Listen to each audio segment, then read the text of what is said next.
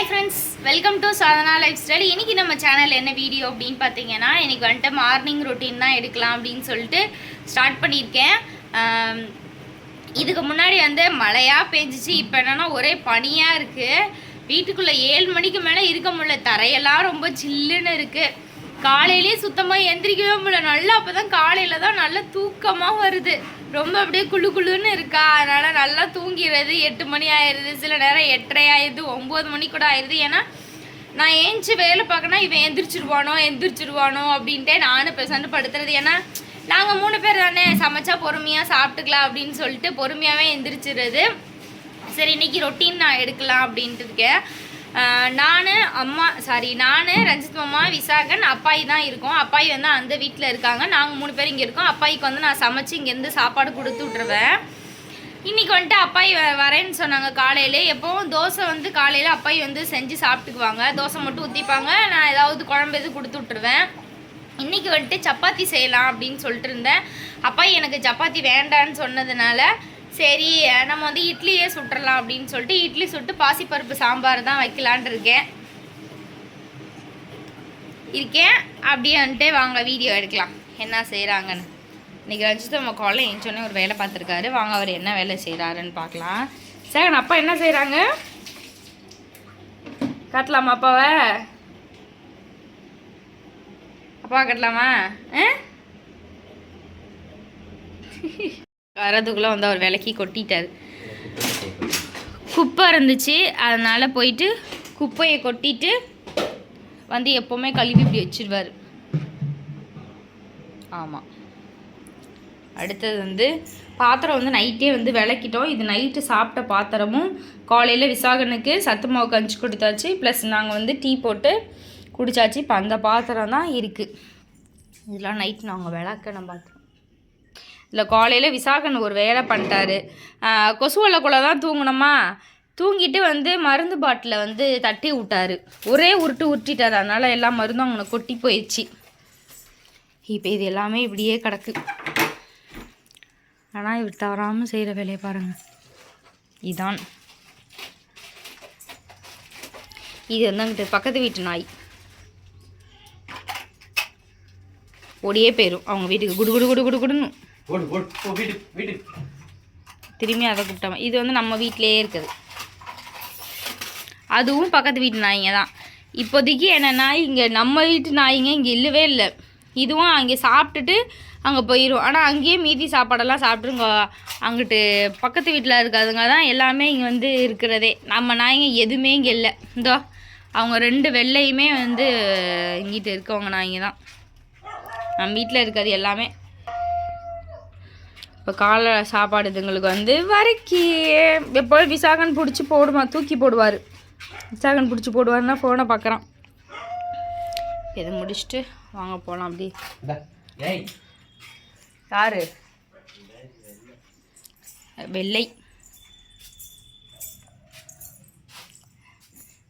வீடெல்லாம் எடுத்து வச்சா விசாகன் பண்ணுற வேலை என்ன அப்படின்னா, இங்கே விட்டோம்னா திரும்பி இங்கே வருவான். வந்து இந்த கல்லை நவுத்திட்டு இந்த கதவுக்கு பின்னாடி வந்து உட்காந்துக்குவோம். ஆனால் கதவு வந்து டாப்பாலாம் போட்டுக்காது. சேஃபாக விசாகன் வந்து கல்லை நவுத்தி விட்டுட்டு இதை வச்சுப்பான்.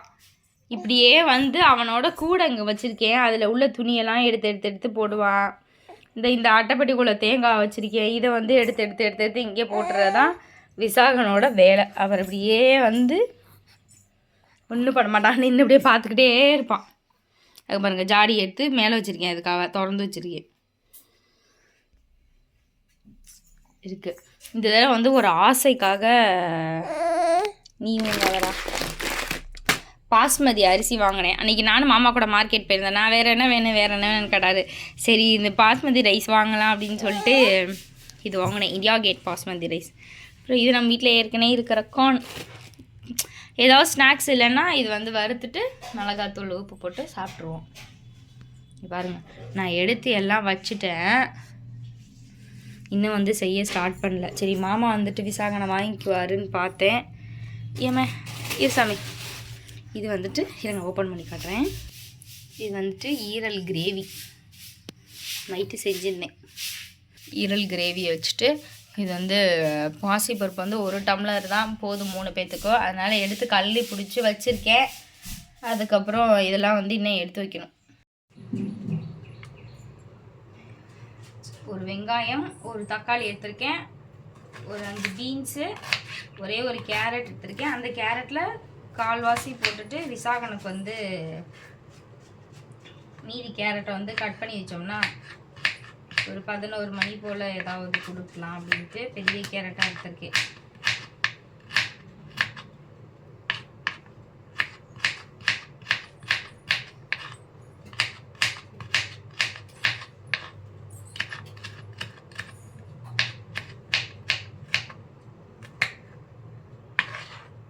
எனக்கு வந்து முன்னாடிலாம் நான் வந்து இதில் கட் பண்ணி வைக்க மாட்டேன். இப்போ எனக்கு என்னமோ இது மாதிரி கட் பண்ணி வச்சுட்டு செய்யலாம் அப்படின்னு சொல்லிட்டு, ஏன்னா பிளேட்டை எடுத்தால் நிறையா வெங்காயத்துக்கு ஒன்று தக்காளிக்கு ஒன்றுன்னு நிறையா ஆகுதா, அதனால் இப்போ ஃபுல்லாக இதிலே கட் பண்ணி வச்சிட்டோம்னா ஒரே இதிலே எல்லாத்தையும் கட் பண்ணிக்கலான்னு வச்சுட்டேன்.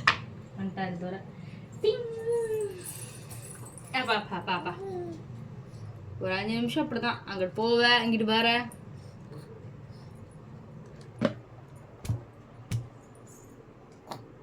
எல்லா காயும் கட் பண்ணிட்டேன். கத்திரிக்காய் சாம்பாருக்கு போடலான் இருந்தேன். ஏன்னா 1 டம்ளர் பருப்பில் எல்லா காயும் போட்டோம்னா வெறும் காய் தான் தெரியும் இல்லையா, அதனால் நான் காயை வந்து கத்திரிக்காவை கம்மி பண்ணிட்டேன். வெங்காயம் பூண்டு வந்து உரித்து போட்டேன், நான் வீடியோவில் காட்டாமல் விட்டுட்டேன். பருப்பு, பூண்டு, வெங்காயம், தக்காளி, பீன்ஸ், கேரட்.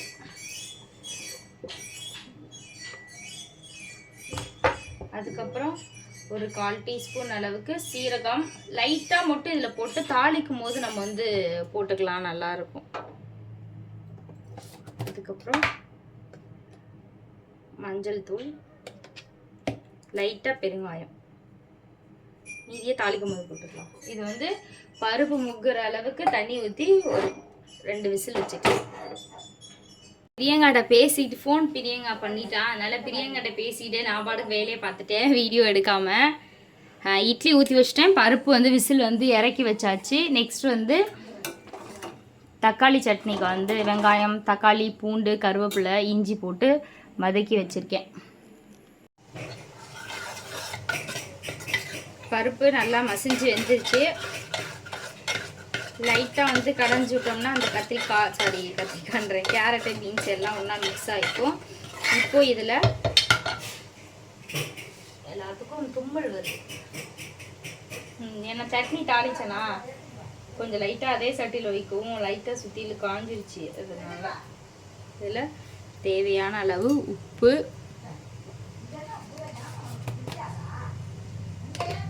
மிளகாத்தூள் எடுக்கிற இவ்வளோ மல்லி கொடுத்துருக்குன்னா,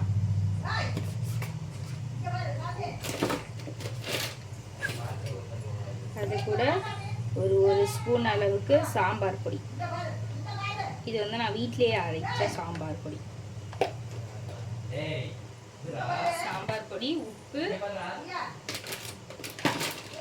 அதுக்கப்புறம் மஞ்சள் தான் போட்டணும்.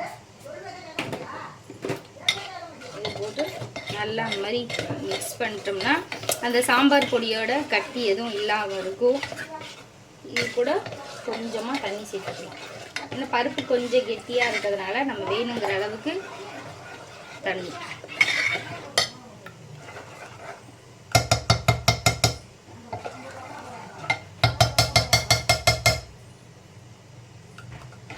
இதில் எங்கள் அப்பா வந்து சாம்பார் சூப்பராக வைப்பாங்க. இதில் வந்து தேங்காய் சோம்பெல்லாம் இதில் அரைச்சி ஊற்றி செய்வாங்க, அதுவும் நல்லாயிருக்கும்.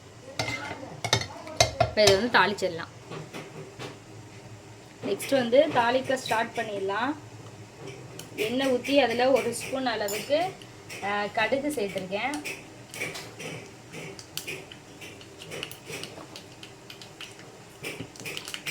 கடுகு வந்து பொரியட்டும்.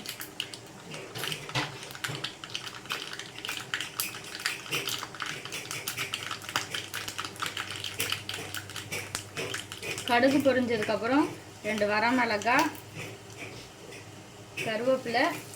அப்போ வந்து பெருங்காயம் வந்து கம்மியாக தான் சேர்த்துங்க, அதனால் இப்போ கொஞ்சம் பெருங்காயம் சேர்த்துட்டு நம்ம சாம்பாரில் ஊற்றி ஒரு 2 நிமிஷம் கொதிய வச்சிடலாம். சாம்பார் பொடி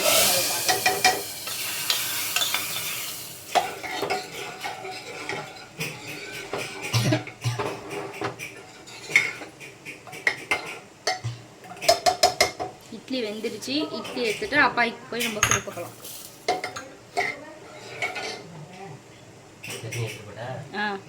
பையன் நல்லா இருக்கா?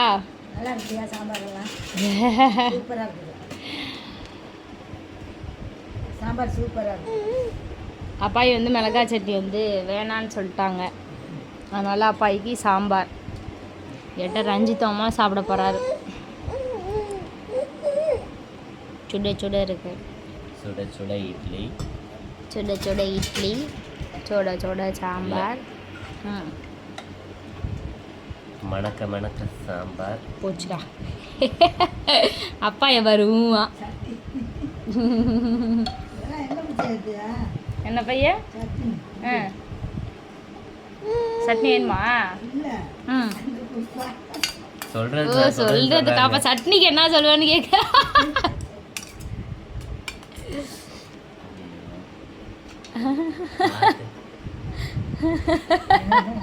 அந்த சட்னி பார்த்ததுமே சாப்பிட தோண்டு தக்காளி சட்னி. போச்சு. ரஞ்சிட்டமாடா. சாம்பார் வேணுங்களா? சாம்பார் நல்லா இருக்குது. இல்லை தானே போடுப்பா. இப்படி ஊற்றி சாப்பிட்டா எப்படி இருக்கும்? ஊற வச்சு அப்படியே சாம்பாரில் ஊற வச்சு இன்னும் தேங்காய் சட்னி இருந்துச்சுன்னு வச்சுக்கவே காம்பினேஷன் வேறு லெவலில் இருக்கும் மூணும். ஆமாம், எப்போவே எங்கள் அப்பாய் அதுவும் இல்லாமல் என்னென்னா இந்த சாம்பார் பாசிப்பருப்பு சாம்பாருக்கு எங்கள் அப்பாய் பூண்டு சட்னி தான் அரைப்பாங்க. ஆமாம், பிரியங்காயை தான் அரைப்பா. இங்கே வந்து ரஞ்சிதம்மாவுக்கு பிடிக்காது, அதனால நான் வந்து செய்ய மாட்டேன். ஆமாம், ஏன்னா எனக்கு பிடிக்கும் பூண்டு சட்னி, ஆனால் ரஞ்சிதம்மாவுக்கு பிடிக்காதுன்றதுனால அங்கே போனால் நான் சாப்பிட்டுக்குவேன். நான் பெருசாக இங்கே செஞ்சதில்லை.